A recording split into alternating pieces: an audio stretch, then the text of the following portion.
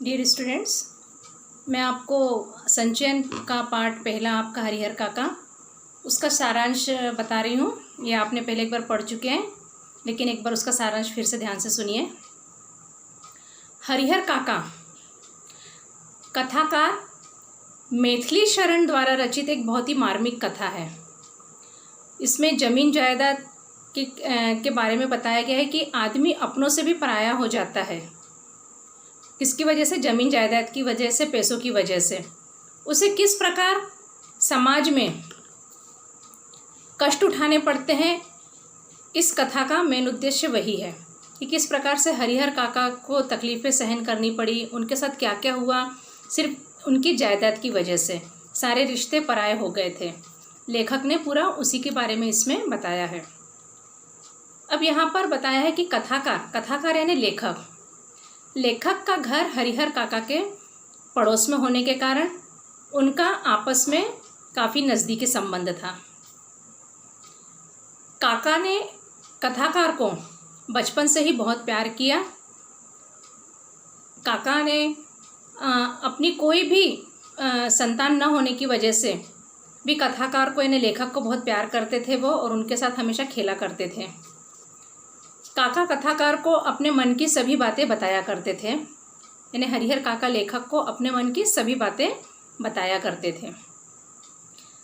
हरिहर काका ने अपनी परेशानियों के कारण कथाकार से यानी लेखक से बातें करनी बंद कर दी। कुछ दिनों से हरिहर काका बहुत परेशान रहने लगे थे और उस वजह से उन्होंने लेखक से बात करना बंद कर दी थी।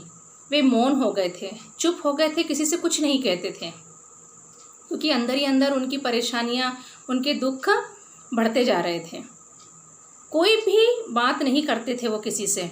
इसी कारण लेखक को चिंता होने लगी कि वह समझ नहीं पा रहे थे कि काका को, हरिहर काका को क्या हो गया है, जिससे वो ऐसा क्या कर सके कि वे काका की हालत को सुधार सके, उन्हें ठीक कर सके। काका को अपने परिवार के लोगों ने तथा धार्मिक समुदाय यानी जो मंदिर वगैरह चलाते हैं, उन लोगों ने, साधु संतों ने बहुत दुख दिए थे, इसलिए वो चुप हो चुके थे। अब गांव के बारे में यहाँ बताया गया है, वहाँ के मंदिर के बारे में बताया गया है कि गांव में स्थित एक पूजा का स्थल है जिसे ठाकुरबाड़ी के नाम से जाना जाता है। ठाकुरबाड़ी यानी मंदिर, वहाँ पे उसे ठाकुरबाड़ी के नाम से जाना जाता था। इस ठाकुरबाड़ी की स्थापना किसने की, कैसे हुई, ये किसी को पता नहीं चल सका। बरसों पहले एक संत यहाँ आकर रहने लगे थे।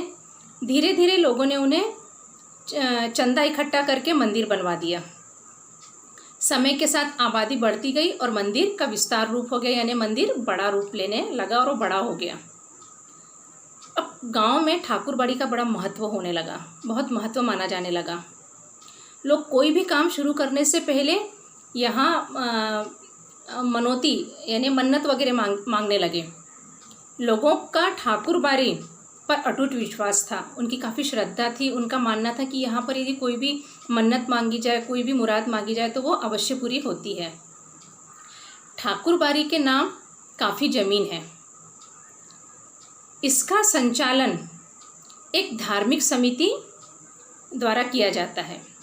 काफ़ी बड़ी ज़मीन है ठाकुरबाड़ी, यानी उस मंदिर में काफ़ी बड़ी ज़मीन है, और उसका संचालन एक धार्मिक समिति, जो समिति चलाते हैं उन लोग, उसकी देखभाल किया करते थे। ठाकुरबाड़ी में भजन कीर्तन चला करता था। किसी भी प्राकृतिक आपदा यानी कोई भी विपत्ति आ रही है, जैसे प्राकृतिक आपदा आपको पता है, ये समय ठाकुरबाड़ी के द्वारा लोगों के लिए खोल दिए जाते थे। यानी ऐसे समय में वो ठाकुरबाड़ी में जाके शरण लिया करते थे। अन्य लोगों की तरह लेखक भी कभी कभी ठाकुरबाड़ी जाया करते थे। भजन कीर्तन में जाते थे। उनको वहाँ रहने वाले साधु संत अच्छे नहीं लगते थे। लेखक को वहाँ पे जो साधु संत रह रहे हैं उनके जब वो संपर्क में आते तो उन्हें वो अच्छे नहीं लगते थे। उनके विचार में वे लोग काम धंधा छोड़कर कुछ करते तो नहीं हैं, और ठाकुरबाड़ी को जो भोग लगाने के नाम पर जो सुबह शाम अच्छा खाना आता था, वो सिर्फ वो साधु संत खाया करते थे। इसलिए लेखक को वो सब कुछ पसंद नहीं आता था कि इन लोग कुछ भी काम धंधा ना करते हुए सिर्फ ठाकुर बाड़ी पे का जो भोग लग रहा है, जो आय हो रही है, उसके ऊपर मजा मौज कर रहे हैं, ऐसा उनका सोचना था।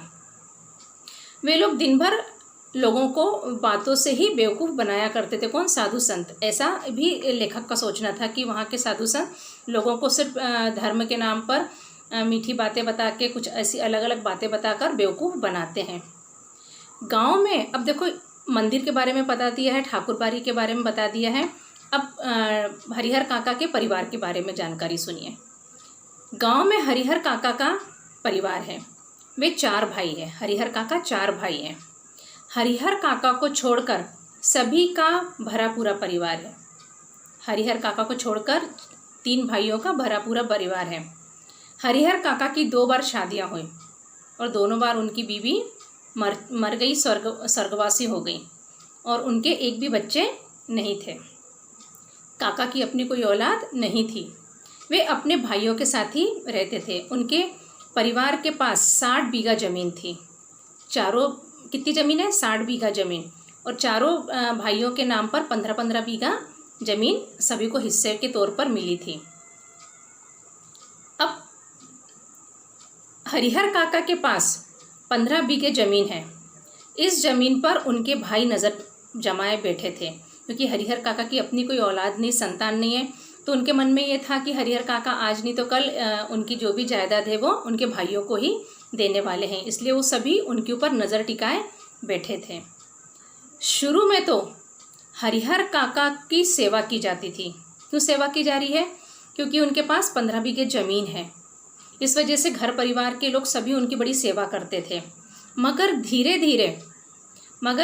धीरे सभी उनसे दूर होते चले गए। पहले उनको अच्छा खाना दिया जाता था, उनका सम्मान होता था घर में, लेकिन अब बचा कुछ जो भी खाना बच जाता था आखिरी में वो उन्हें दिया जाता था। जब कभी वे बीमार पड़ जाते तो बड़ी मुसीबत होती थी। कोई भी उनको उनके पास उनकी सेवा के लिए आता नहीं था, और यहाँ तक कि उन्हें पानी के लिए भी नहीं पूछा जाता था। वे स्वयं उठकर अपने सारे काम, अपनी ज़रूरत के काम बीमारी में भी पूरा किया करते थे। अपनी पत्नियों को याद करके वे रोया करते थे कि आज उनके पास अपना कोई नहीं है। और इसी अनुभव के साथ काका का मोहभंग टूट गया। मोहभंग यानी उनके मन में जो अपने परिवार के प्रति प्रेम था, अपनापन उन्हें जो लगता था, वो धीरे धीरे कम होने लगा और पूरी तरीके से टूट गया। अपने भाइयों के परिवार की बेरुखी से काका का उनके प्रति धीरे धीरे प्यार कम होता चला गया। एक बार तो ऐसी घटना घटी कि जिससे वो पूरी तरीके से टूट गए और उनका पूरा विश्वास, पूरा प्यार अपने परिवार से दूर हो गया।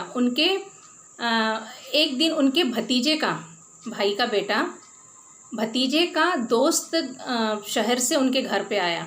घर में बहुत ही अच्छे प्रकार के पकवान बनाए गए, उसका बहुत अच्छे से स्वागत किया गया।